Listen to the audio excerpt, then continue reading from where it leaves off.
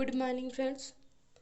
आज की क्लास में हम पढ़ेंगे खंड शिक्षा अधिकारी BEO ब्लॉक एजुकेशन ऑफिसर, ठीक है, के कुछ भारतीय अर्थव्यवस्था इंडियन इकोनॉमी के कुछ वेरी इंपॉर्टेंट क्वेश्चन है, ठीक है, जो परीक्षा में 100% आएंगे, ठीक है। कुछ पहले क्वेश्चन और कुछ नए भी लिए गए हैं, ठीक है। तो चलिए हम उनको उनके बारे में पढ़ते हैं, ठीक है, उनका अध्ययन करते हैं और ये 100% आपकी परीक्षा में पूछे जाएंगे। ये खंड शिक्षा अधिकारी के लिए तो है ही है, लेकिन सारी परीक्षाओं के लिए वेरी इंपॉर्टेंट, चाहे वो रेलवे हो, चाहे SSC हो, चाहे बैंक हो, ठीक है, सबके लिए वेरी इंपॉर्टेंट क्वेश्चन हैं, ठीक है। तो चलते हैं, लेखपाल में सभी के लिए इम्पोर्टेंट है। तो चलिए चलते हैं अपने पहले क्वेश्चन पे।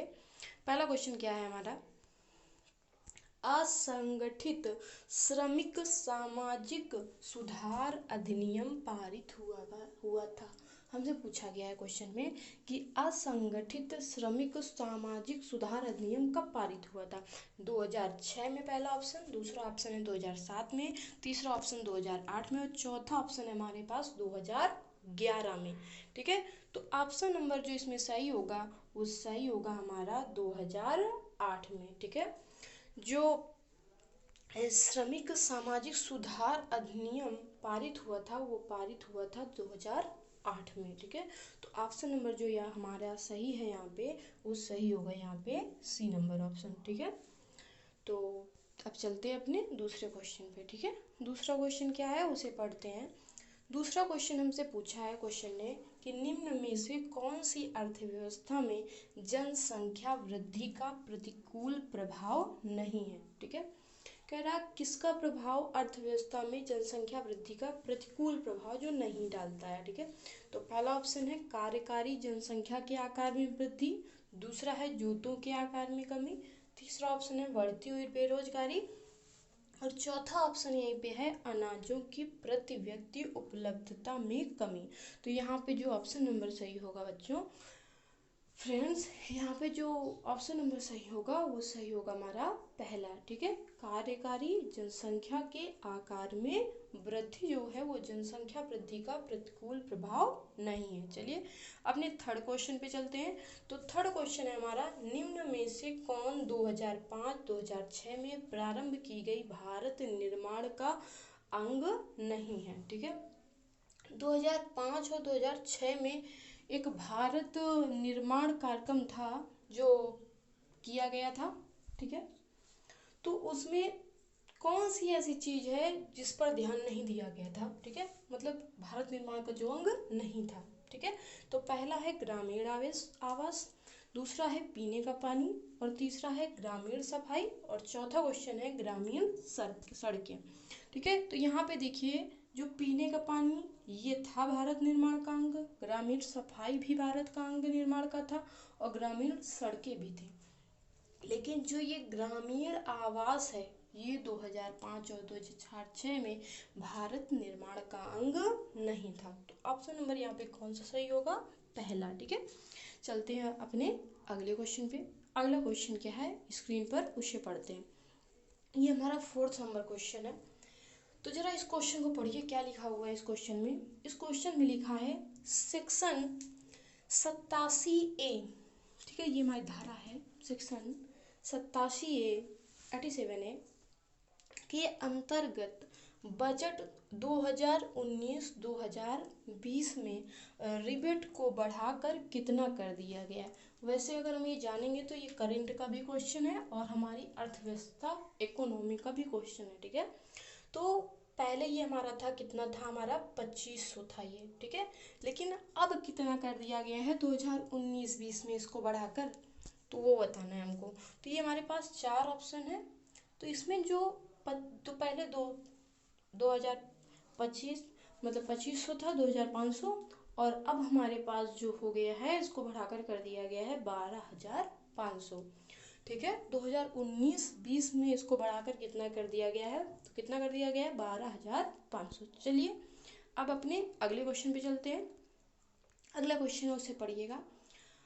अगला क्वेश्चन हमसे बोला है, अगले क्वेश्चन ने कि बजट 2019-20 के अनुसार एक वित्तीय वर्ष में कितने पैसे की निकासी पर, ठीक है, एक वित्तीय वर्ष में हम कितना पैसा निकालते हैं जिस पर केवल 2% कर लगेगा, ठीक है, तब उसमें कितना कर लगेगा, 2% कर लगेगा, ठीक है।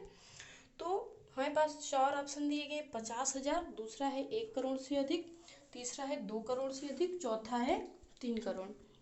तो देखिए जिसमें सही ऑप्शन होगा वो 2 करोड़ से अधिक।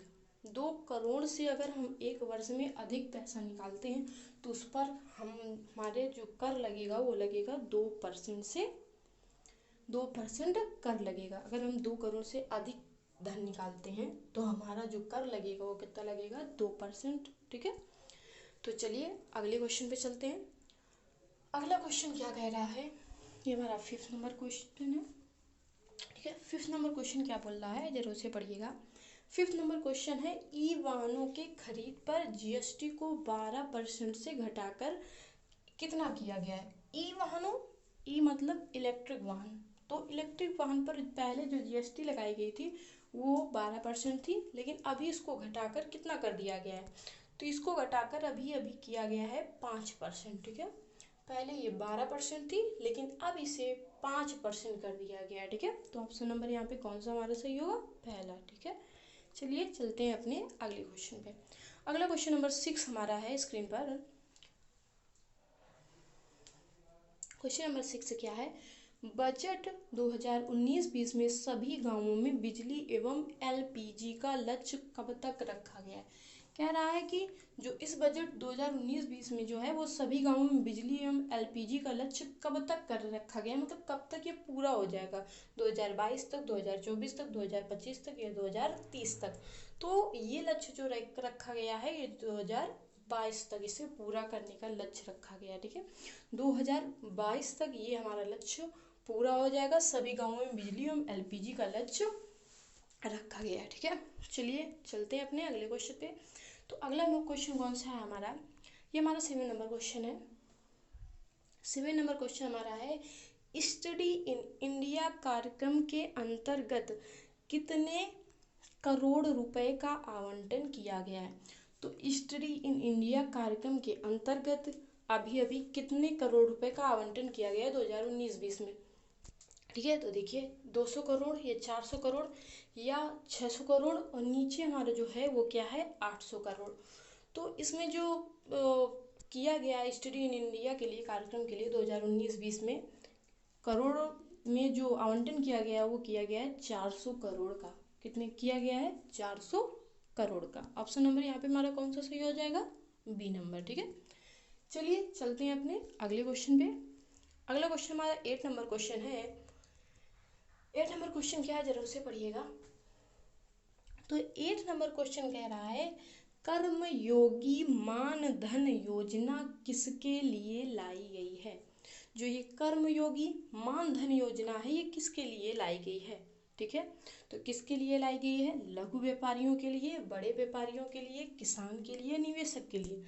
तो यहाँ पे जो ऑप्शन नंबर हमारा सही होगा ये क्या होगा, लघु व्यापारियों के लिए। जो कर्मयोगी मानधन योजना है वो लघु व्यापारियों के लिए लाई गई है, ठीक है। तो चलते हैं अगले क्वेश्चन पे। हमारा अगला क्वेश्चन हमारा 9 नंबर क्वेश्चन है, इंश्योरेंस के क्षेत्र में कितने प्रतिशत प्रत्यक्ष विदेशी निवेश एफडीआई की बात कही गई है। तो इंश्योरेंस के क्षेत्र में 100% एफडीआई की बात कही गई है, ठीक है। तो अब चलते हैं क्वेश्चन नंबर 10 है हमारा। क्वेश्चन नंबर 10 क्या है जरूर से पढ़ते हैं। तो क्वेश्चन नंबर 10 हमारा है, केंद्रीय सांख्यिकी संगठन CSO की स्थापना कब हुई थी। मई 1951 में, अगस्त 1951 में, अगस्त 1960 में या मई 1961 में। तो केंद्रीय सांख्यिकी संगठन CSO की स्थापना हुई थी, कब हुई थी, मई 1951 में, ठीक है। तो ऑप्शन नंबर हमारा कौन सा सही है, पहला, ठीक है। चलिए चलते हैं अपने अगले क्वेश्चन पे। अगला क्वेश्चन क्या है, अगला क्वेश्चन है, निम्नलिखित में से कौन सा वित्तीय बाजार का भाग नहीं है, ठीक है।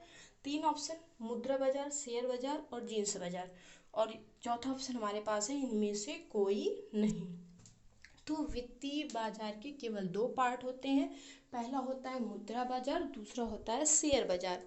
तो ये जो तीसरा लिखा है जींस बाजार, ठीक है, ये वित्तीय बाजार का भाग नहीं है, ठीक है। तो तीसरा नंबर क्वेश्चन सही है यहाँ पे, मैं ऑप्शन नंबर तीसरा सही है, ठीक है। चलिए चलते हैं। अब बस यहीं से हमारे जो क्वेश्चन होते हैं वो क्या होते हैं, समाप्त होते हैं। तो बस यहीं से हम अपने क्वेश्चन को समाप्त कर रहे हैं। कल